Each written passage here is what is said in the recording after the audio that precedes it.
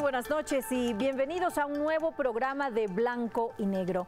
El Instituto Ecuatoriano de Seguridad Social está actualmente en una situación crítica, según palabras del presidente del Consejo Directivo, Paul Granda. Las decisiones tomadas en años anteriores serían las causantes de esta descompensación de la balanza financiera de la institución, debido a que se creó una falsa percepción de rentabilidad y como consecuencia, en este año los ingresos por aportes no alcanzarían para cubrir los egresos, como debería afrontar el IES y la situación y evitar un colapso que afectaría directamente a los afiliados. Es justamente el tema que vamos a abordar esta noche.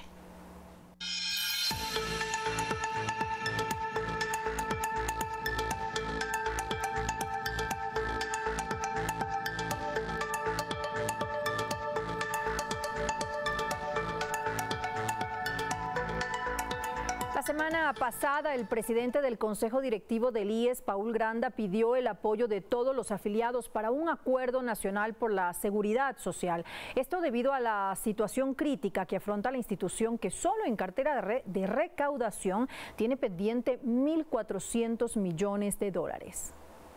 Dale sostenibilidad. En este informe hecho público a través de los medios de comunicación, Paul Granda, presidente del Consejo Directivo del IES, detalló que la situación del organismo es grave. Solo por poner un ejemplo, el fondo de pensiones, el cual atraviesa un problema estructural que compromete su liquidez y estabilidad. El Seguro Social se come sus ahorros, se toma sus ahorros para cubrir el fondo de pensiones.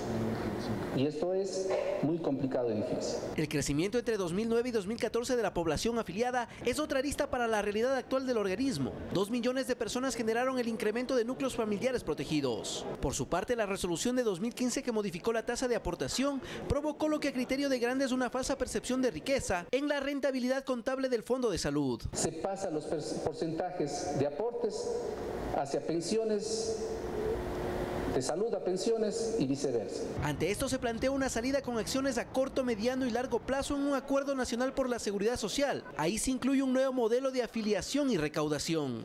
Entonces, el alza de las aportaciones, ¿se va a conversar sobre eso? Insisto, yo creo que es necesario que nos sentemos en una mesa de diálogo para llegar a acuerdos todas las entidades y personas vinculadas con el Seguro Social. Hay problemas estructurales, requiere medidas estructurales. Puntos destacados son la transparencia y la ética. Un comité se está conformando y el mismo cuenta con respaldo internacional. La Organización de Naciones Unidas oficialmente se sumó a este objetivo. Esos son problemas globales que tienen nuestros países por la evolución que tienen nuestras sociedades, por la evolución que tiene el mercado del trabajo. Otra comisión, en cambio, deberá cuantificar la deuda total que tiene el Estado con el IES, organismo cuya cartera de recaudación es de 1.400 millones de dólares y una deuda de salud por 3.000 millones adicionales. Mientras tanto, el día de hoy un grupo de jubilados presentó una denuncia en contra del expresidente Rafael Correa y exfuncionarios públicos por el manejo de los recursos del Instituto Ecuatoriano de Seguridad Social, IES. Hasta la Fiscalía General del Estado acudió Henry Llanes, quien en calidad de afiliado presentó una denuncia en contra del exmandatario Rafael Correa y exfuncionarios públicos de su gobierno por el manejo de los recursos del Instituto Ecuatoriano de Seguridad Social. Es la violación al artículo 372 de la Constitución de la República, de manera muy clara, que dice que ninguna institución del Estado debe intervenir en el manejo de fondos y reservas del IES. Y luego dice, ni menoscabar su patrimonio. ¿Cuál es el delito? Que con las reformas que impulsó le causó un daño material, le bajó la reserva, el ahorro, poniendo en riesgo la sostenibilidad de las prestaciones en este país. A decir del denunciante, la Fiscalía debe definir los delitos que se cometieron entre 2008 y 2017. Señala que entre los responsables no estaría solo el exmandatario. Una denuncia en contra de Correa, en contra de los asambleístas que tramitaron esa reforma, en contra del superintendente de bancos que ocupó la función en esos años 2010 al 2015 y también en contra de las autoridades del IES del mismo periodo, ¿no? Sostiene que el perjuicio al IES ascendería a los 15.000 millones de dólares. 5.000 millones de dólares por el 40%.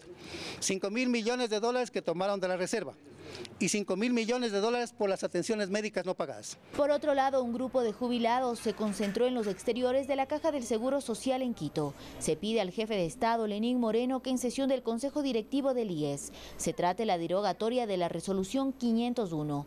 La misma traslada dinero del Fondo de Pensiones al Seguro de Salud.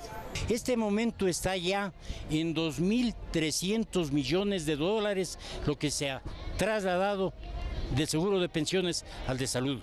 Se comience con esto el rescate del fondo de pensiones del IES. Señala que es necesario contar con estudios actuariales actualizados para conocer la verdadera situación del IES antes de tomar medidas como el incremento de pensiones o del tiempo de la jubilación. Y justamente para conversar sobre este tema presentamos y saludamos a nuestros invitados de esta noche. Ellos son el economista Víctor Hugo Villacres, él es expresidente del Consejo Directivo del IES y consultor económico.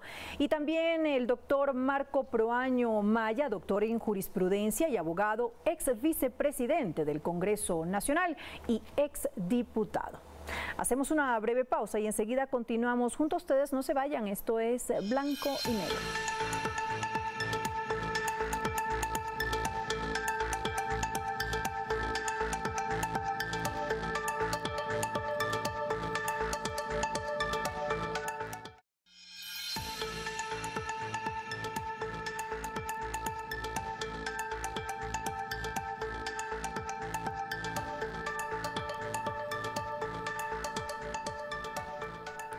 Gracias por acompañarnos. Esto es Blanco y Negro. Economista Villacres, ¿cuáles son los factores que han llevado al IES a enfrentar esta crisis? ¿Se trata de ineficiencia administrativa, exceso de burocracia, malas decisiones de gobiernos o es un poco de todo? ¿Qué tal, María del Carmen? Buenas noches. A Marco también, a la gente que nos ve.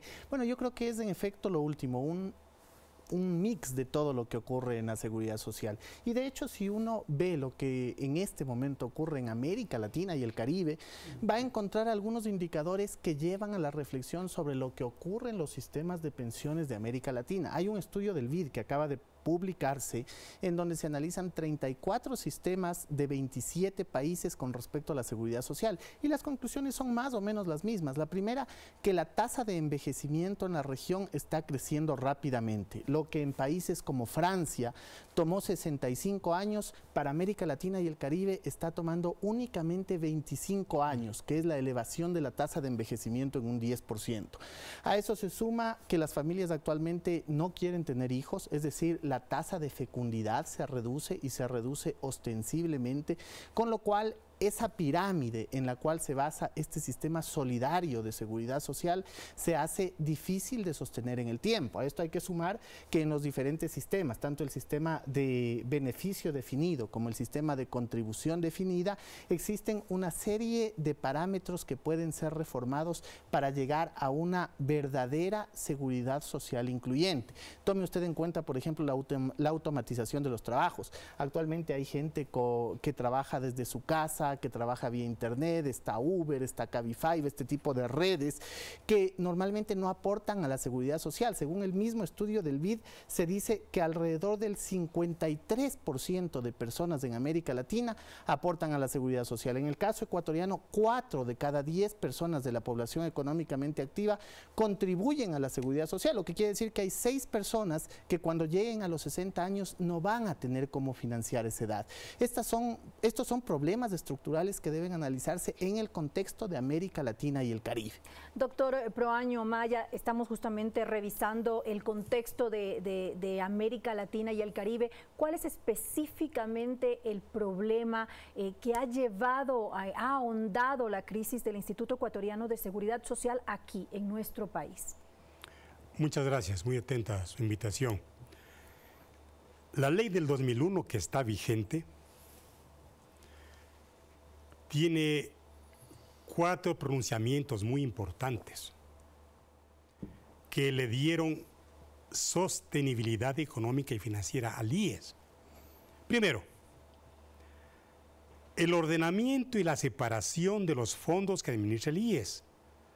Antes había un solo fondo, No había titular, no había patrimonio, y era un fondo de financiamiento, no era un fondo de ahorro. Segundo, se dispuso el cambio de cálculo de la materia gravada, es decir, de la aportación. Antes de la ley del 2001, se aportaba sobre el salario mínimo vital, y a través de la ley del 2001 se aporta del ingreso real del trabajador.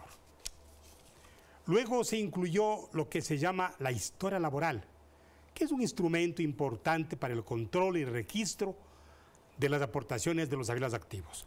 Y cuarto, se dispuso que sea un organismo técnico, especializado, el que administre las inversiones del IES. Estos 4 pronunciamientos de la ley fueron convertidos en mandatos en la ley. Es así que el artículo 122 de la ley, en forma expresa, dice: ni el Consejo Directivo ni ninguna autoridad del IES pueden entregar recursos de un fondo a otro para cubrir su déficit.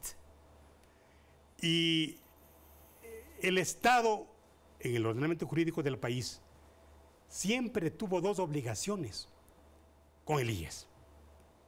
Primero, el 40% para las reservas del fondo de pensiones. Y segundo, el reconocimiento de la deuda por atención de salud de los jubilados y quienes sufren enfermedades catastróficas. Pero estas 2 conquistas que están en la ley fueron anuladas, fueron desconocidas por el gobierno anterior. Con la ley de justicia laboral en el año 2015. Exactamente, en el 2015. Y en el caso de la deuda de atención por los jubilados, se desconoció la deuda, se borró del registro del IES, en tal forma que nosotros pensamos que nadie ha hecho tanto daño al IES como institución que no sea el gobierno que estuvo a órdenes del país en el último mandato constitucional. Doctor Villacrés, ¿por qué considera usted que se tomó la decisión de quitar ese 40% de aporte obligatorio del Estado al Instituto Ecuatoriano de Seguridad Social para las pensiones jubilares? Evidentemente, se lo hizo para cubrir seguramente algún hueco fiscal. Yo diría que las palabras del actual presidente del Consejo Directivo recogen muy bien lo que sucedió. Paul Granda habla de esa ilusión óptica con respecto a la liquidez, que no significa solvencia, es decir, esa sensación de riqueza artificial que genera el IES, pues el presupuesto anual actualmente, para que usted tenga idea, es 8.000 millones de dólares. Entonces, es esa liquidez artificial la que llevó a no pensar en la razón de ser y conceptualmente cómo funciona un seguro, sobre todo de pensiones. Un seguro de pensiones es un seguro de ahorro y en el caso del Ecuador de reparto. Es decir, se utilizan los aportes de los actuales afiliados para pagar a los 470.000 jubilados que existen, con la promesa de que en el futuro se utilizará los aportes de los nuevos afiliados para pagar a los que actualmente están aportando. ¿Cuánto debería ser la reserva en este momento? La reserva debería estar alrededor de 12.700 millones de dólares si no se hubieran tomado 2 decisiones. Primero, la eliminación del 40%, abril del 2015, y la otra en noviembre, la resolución del Consejo Directivo, la resolución del Consejo Directivo 501, que cambia los porcentajes, pasa recursos del seguro de pensión hacia el seguro de salud. Esas 2 decisiones hicieron que el fondo o la reserva se reduzca de los 12.700 millones que debería tener actualmente a 7.000 millones que en la realidad tiene. Fíjese que el mismo estudio que hace el Banco Interamericano de Desarrollo dice que el total de aportes que realiza un afiliado en América Latina alcanza única y exclusivamente para cubrir alrededor del 60% de la pensión de este mismo afiliado. Lo que quiere decir que hay un 40% que se convierte en el numerito mágico que viene en el Ecuador del siglo anterior, pero el estudio del BID lo acaba de ratificar, que hay un 40% que tiene que ser subsidiado. Entonces, en el caso del Ecuador, ese subsidio es el famoso 40% que el Estado tiene que entregar. Pero hay algunas otras cosas dentro del sistema de pensiones ecuatoriano que están mal. Por ejemplo, la tasa de reemplazo. La tasa de reemplazo es a cuánto de su último sueldo de activo equivale su primer sueldo de jubilado. Fíjese, en el caso de Chile, que tanto les gusta hablar a algunos, si una persona ganaba como último sueldo activo $1.000, ganará de primer sueldo de jubilado $380. En el caso de Bolivia, si una persona ganaba $1.000 como activo, su primer sueldo de jubilado será $310. Es decir, en el caso de Ecuador, esos $1.000 se convierten en $960. Es decir, es 3 veces más que lo que pasa en Bolivia y Chile. ¿Sabe por qué? Porque la fórmula para calcular las pensiones solo recoge los 5 mejores años o las 60 mejores imposiciones. Cuando países como Chile, como Bolivia... ¿Usted considera que la fórmula del cálculo debería ser revisada en nuestro país? Por supuesto. Para optimizar esto. Por supuesto, la fórmula de cálculo debería recoger al menos los 10 a 15 mejores años como ocurre en otros países de la región, con lo cual la pensión que usted recibe tiene mayor consonancia con lo que usted realmente ha aportado. Y acuérdese que hay un tema adicional. En el tema de pensiones en Ecuador, usted recibe como jubilado 13º y 14º sueldo, cuando en su época de activo, el 13º y el 14º sueldo lo recibe al 100%, es decir, no hay un porcentaje de aporte a la seguridad social. Otra cosa, con respecto a ese 40% que hablamos del aporte, se convierte en un subsidio regresivo. ¿Sabe por qué? Porque la gente que gana $2.000 de pensión acaba recibiendo del Estado $800, que sería el subsidio, mientras la gente que gana $400 acaba recibiendo $120. Entonces ahí hay otra reforma. ¿Cómo buscar interiormente dentro del sistema de pensiones, dentro del fondo de pensiones, que ese subsidio tenga un carácter progresivo, que sea más alto para los que menos pensión tienen y más bajo para los que pensiones más altas tienen? Doctor Proaño Maya, con relación a la ampliación de la cobertura, que si no me equivoco se dio en el año 2008, cuando estaba justamente en el IES, estaba Ramiro González, exactamente. ¿Eso también ha afectado? Porque sin lugar a dudas se trata de algo socialmente justo, pero siempre y cuando existiera la financiación para poder ampliar esa cobertura. El presidente del Consejo Directivo del IES, en sus declaraciones, ha manifestado que es necesario un acuerdo nacional. Pero el acuerdo nacional debe empezar por el Estado, por el gobierno como representante político del Estado, cumpliendo con sus obligaciones, cumpliendo con los mandatos legales. Mire, por ejemplo, el 40%. El 40% que se lo pagó del 2008 al 2015, se pagó en bonos del Estado. Se pagó en bonos del Estado a 10, 12 años plazo. ¿Quién responde por los ingentes valores que el BIES tuvo que entregarle al IES para pagar pensiones de jubilación, cuando ese dinero debía promoverlo en inversiones para que tenga rendimientos del fondo de pensiones? En tal forma que lo que la nación quiere es soluciones. No pasan por declaraciones, no pasan por firmas de acuerdos, pasan por la obligación que tiene el Estado de cumplir con los mandatos legales. ¿Qué dice la Constitución? Dice la Constitución que la seguridad social es una institución que debe recibir solidariamente el financiamiento de los asegurados, de los empleadores y del Estado. Es tripartito. Es tripartito. Por eso que nos preocupa que, siendo un mandato constitucional, se suprimió este mandato en una ley secundaria, como fue la ley para la justicia laboral. Ese es el problema de la nación, que un país tiene que ser gobernado por leyes. Hay que valorar el respeto a la ley en la definición y en la práctica. Las instituciones deben ser responsables, deben ser serias, deben provocar respeto. Mientras tanto, las instituciones lo que han hecho es pedir permiso, recibir órdenes y hacer que la institución más importante del país hoy esté en una verdadera encrucijada.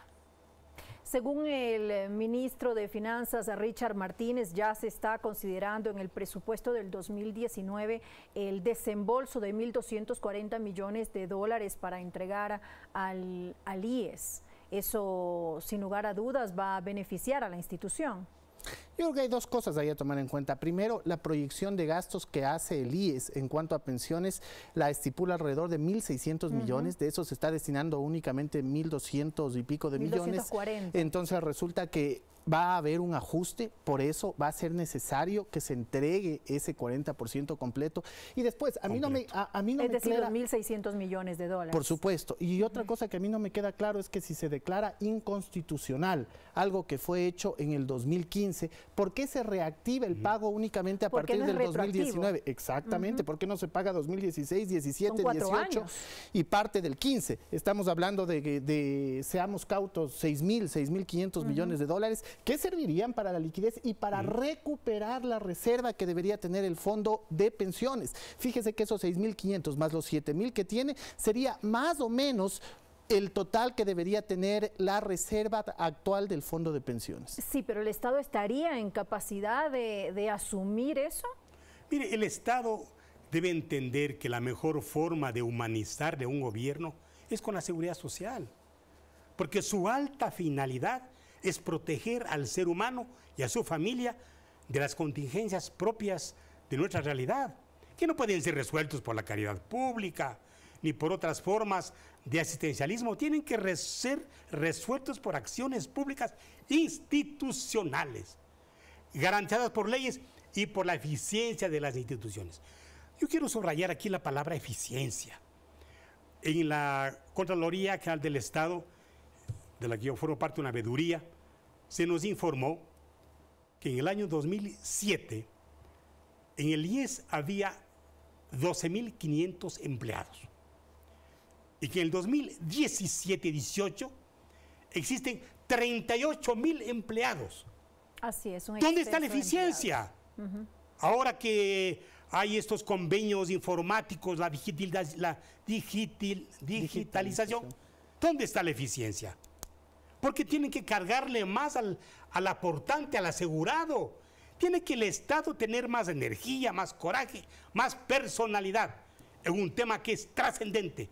¿Por qué? Porque la seguridad social es una política pública. Y la política pública no solamente le interesa al Estado, le interesa a la sociedad y en definitiva le interesa al ser humano. ¿Y qué pasa también con la mala administración que se ha observado, por ejemplo, en esos 400 millones de dólares en pérdidas por procesos de compra y gestión de medicinas? Creo que debe ser debidamente auditada, se debe seguir el proceso legal correspondiente y a partir de eso encontrar los responsables y culpables. Pero yo no creo que en los 400 millones está la solución a la seguridad social. Yo creo que las soluciones son mucho más estructurales. Hablemos de soluciones. Toda vez que estamos viviendo soluciones? Esto en América Latina y el Caribe, pero con énfasis en lo que ocurre en el Ecuador. La primera solución que a mí me parece es una reforma a la Ley de Seguridad Social. La Ley de Seguridad Social es del 2001, la Constitución es del 2008. Hay muchas cosas en las que son incompatibles y que necesariamente tiene que reformarse. Segundo, yo creo que la gobernanza de la seguridad social, sobre todo el fondo de pensiones, tiene que cambiar. Le explico por qué. Porque al presidente del Consejo Directivo lo nombra el presidente de la República y después el Ministerio de Finanzas le pide recursos al nombrado por el presidente de la República, que seguramente si es que no entrega esos recursos será defenestrado del puesto.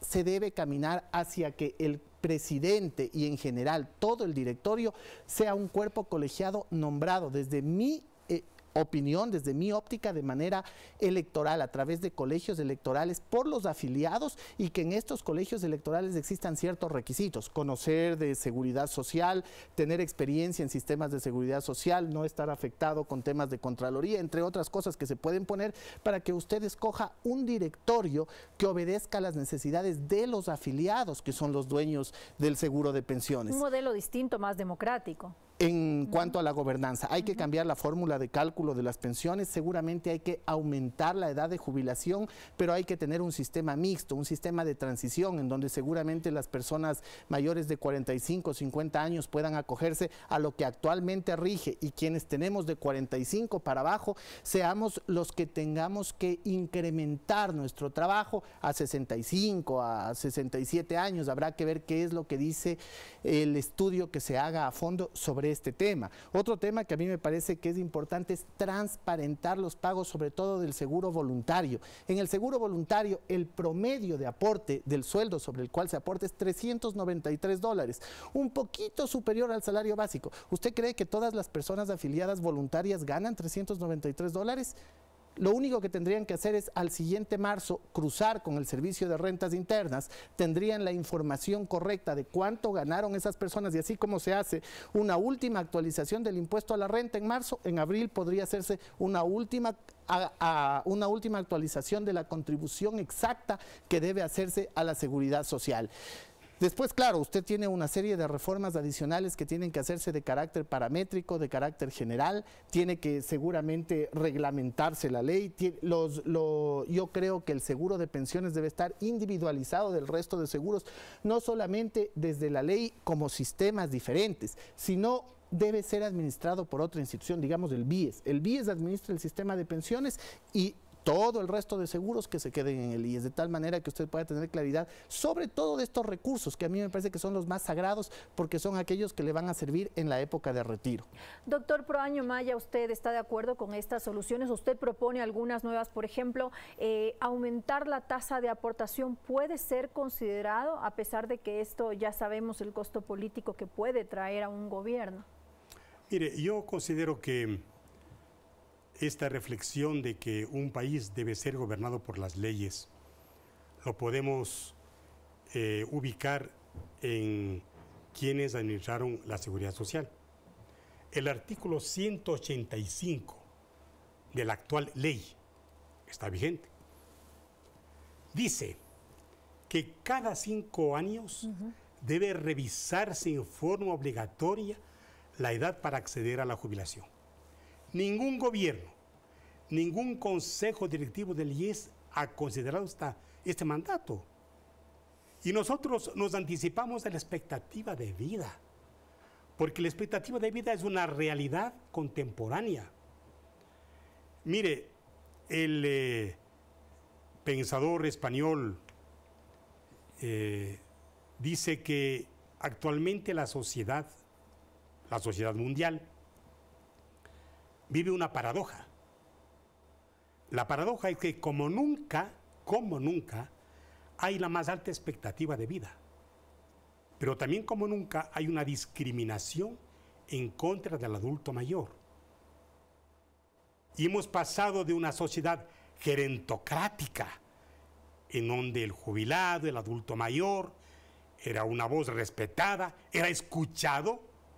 Hemos pasado a una sociedad gerontofóbica, en donde llegar a la vejez es un castigo, en donde llegar a la vejez la gente se ve invisibilizada, despreciada, silenciada. Y entonces nosotros pensamos que esta norma que está vigente la debe aplicar el gobierno. Está vigente. Cada 5 años revisar la edad para la jubilación. Y por otra parte, ley. Está en la ley, está vigente. Y por otra parte, tiene que derogarse la resolución 501. ¿Por qué esta resolución, además de ser inconstitucional? Porque afectó a la sostenibilidad del IES. Es ilegal porque afecta al artículo 122 de la ley y es inconveniente porque afecta a las finanzas del IES. Y además es una resolución que es necesario que la opinión pública conozca. Se invocó una disposición transitoria de hace 16 años. Nosotros entendemos que una disposición transitoria es temporal. Es el cuerpo normativo que regula en forma temporal una circunstancia transitoria. No se puede invocar una transitoria de hace 15 años. Y por otra parte, usted puede confirmar el artículo 54, el artículo 54, último inciso, penalizaba a quienes entregan recursos de un fondo a otro fondo. ¿Qué hizo el gobierno?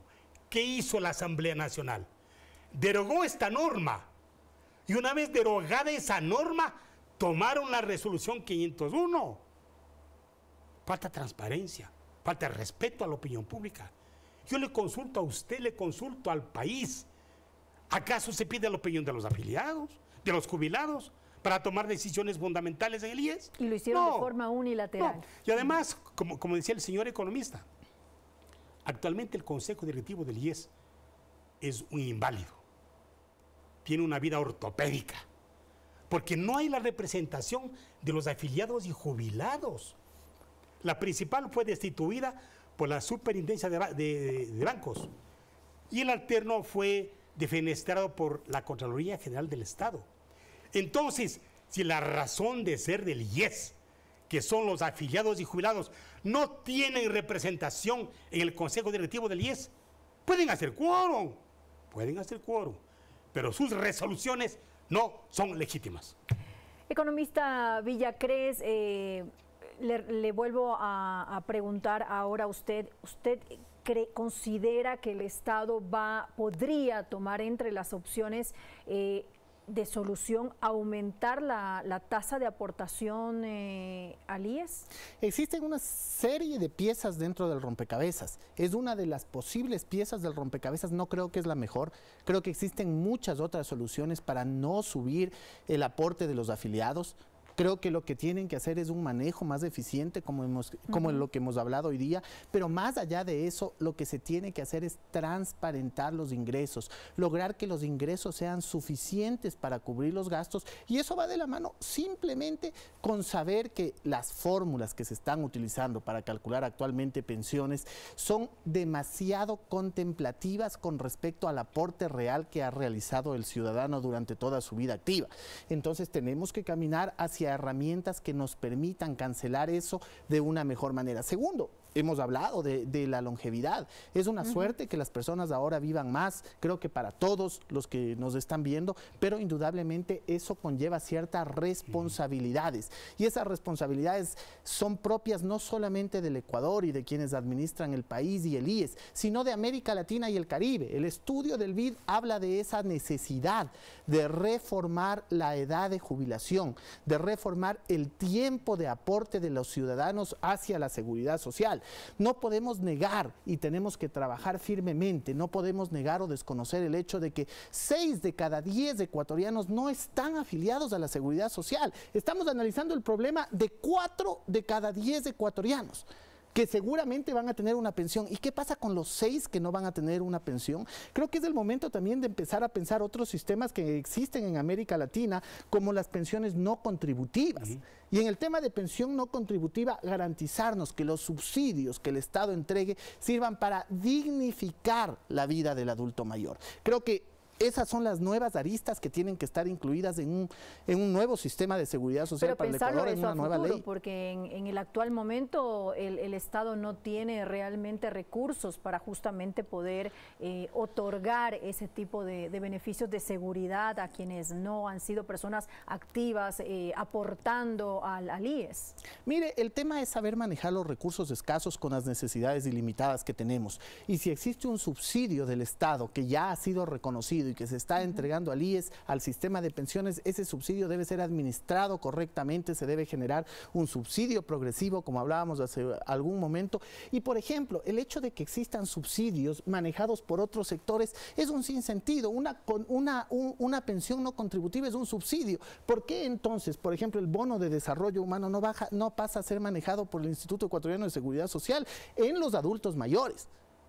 Convertirla en pensión de jubilación. Una pensión no contributiva con ciertas condiciones. Entonces, yo creo que hay maneras de entregar responsabilidades y también entregar recursos a la institución que debe manejar el sistema de pensiones del Ecuador. Ahora, la clave también es aumentar, incrementar el número de afiliaciones, como bien lo dijo Paul Granda. Estaba hablando de 500.000 trabajadores independientes y 250.000 ecuatorianos en el exterior que podrían ser posibles aportantes. Sin embargo, ¿Es real? O sea, ¿qué tiene que hacer el Instituto Ecuatoriano de Seguridad Social? Porque su imagen no es la mejor en estos momentos. Es decir, gente que va a aportar, pero está ante una institución que tiene un futuro incierto, que no tiene una buena calidad de servicio, porque para poder tener una cita con un médico a veces se demoran hasta 3, 4 meses o más. Entonces, ¿qué debe hacer el Instituto Ecuatoriano de Seguridad Social justamente para poder obtener a estos nuevos aportantes? Mire, más importante que el número de afiliados está en la calidad de la aportación. Y por cierto, la seguridad social está vinculada a la política laboral. ¿Por qué? Porque la informalidad, que en el Ecuador es el 45%, no aporta a la seguridad social. Va de la mano esto. Claro. Y entonces al informal no le interesan los debates, no le interesan las estadísticas, le interesa tener empleo. Yo quisiera aquí señalar que en el presupuesto general del Estado no hay un solo centavo de dólar respecto a la obligación del Estado de pagar la atención de salud de los jubilados. Un centavo de dólar, cuando es una obligación del Estado. Está en la ley. Artículo 10, literal D, 94, 106, dice que los jubilados tendrán derecho a atenderse en las unidades médicas del IES sin perjuicio de que el Estado contribuya financieramente a esa obligación. Tienen que ser atendidos en iguales condiciones que los activos. ¿Por qué? Porque el jubilado aportó toda su vida y tiene necesidad de ser atendido en los hospitales y unidades médicas del IES. Es la edad más difícil, es la edad de las enfermedades, porque yo quisiera aquí señalar que todos somos viejos. Dentro de poco, dentro de mucho, solo es cuestión de tiempo. Y por eso que el problema del envejecimiento no es un problema de los viejos, ni es un problema de la familia, ni de la sociedad, ni del Estado. Es un problema de todos. Los jóvenes no son jóvenes, los adultos no son adultos, los viejos no son viejos. Todos vamos siendo en el proceso inexorable de la vida. A la final, la edad solamente son huellas que dejamos en el camino que nos tocó recorrer. Bueno, y me voy a quedar con ese pensamiento. Ahora es momento de irnos a una pausa. Enseguida regresamos junto a ustedes. Esto es Blanco y Negro.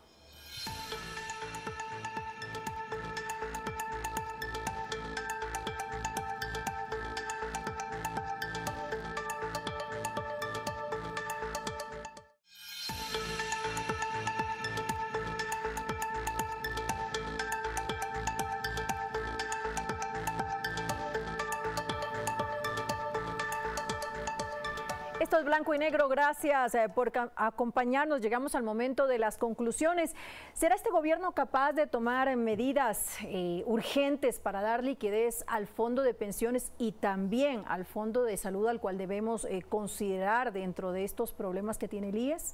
El IES necesita medidas urgentes. Dentro de esas, sabiendo que la tasa de envejecimiento ha crecido, que la tasa de natalidad ha disminuido, sabiendo que la tasa de reemplazo es muy alta en el Ecuador, sabiendo que la fórmula de cálculo está mal hecha en el Ecuador para los momentos actuales, que se necesita aumentar la edad de jubilación. Hay una serie de reformas estructurales y paramétricas que deben ir encaminados desde mi óptica a la gobernanza, a una nueva ley y un nuevo modelo de seguridad social y de pensiones para el Ecuador.